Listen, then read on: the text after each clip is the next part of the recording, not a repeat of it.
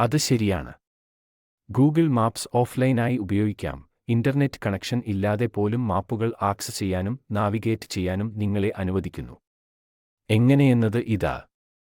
Offline മാപ്പുകൾ download ചെയ്യുക. നിങ്ങളുടെ ഉപകരണത്തിൽ ഗൂഗിൾ മാപ്സിലേക്ക് പോകുക. നിങ്ങൾ ഓഫ്ലൈനിൽ ആക്സസ് ചെയ്യാൻ ആഗ്രഹിക്കുന്ന ഏരിയ തിരയുക, തുടർന്ന് ഡൗൺലോഡ് ബട്ടൺ ടാപ്പ് ചെയ്യുക.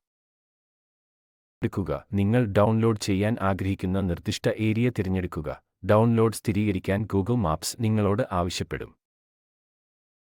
ഡൗൺലോഡിനായി കാത്തിരിക്കുക. മാപ്പ് ഡാറ്റ നിങ്ങളുടെ ഉപകരണത്തിലേക്ക് ഡൗൺലോഡ് ചെയ്യപ്പെടും. ഇതിന് കുറച്ച് സമയമെടുത്തേക്കാം. ഓഫ്ലൈൻ മാപ്പുകൾ ആക്സസ് ചെയ്യുക.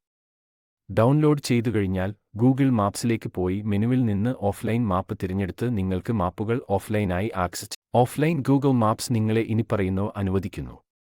മാപ്പുകൾ കാണുക. ദിശ ലഭിക്കുക.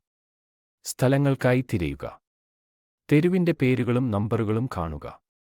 നാവിഗേഷനായി GPS ഉപയോഗിക്കുക. ഓഫ്ലൈൻ മാപ്പുകൾക്ക് ചില പരിമിതികളുണ്ടെന്ന കാര്യം ശ്രദ്ധിക്കുക. തത്സമയ ട്രാഫിക് അപ്ഡേറ്റുകളൊന്നുമില്ല. തത്സമയ ലൊക്കേഷൻ പങ്കിടലുകളൊന്നുമില്ല. പരിമിതമായ തിരയൽ ഫലങ്ങൾ.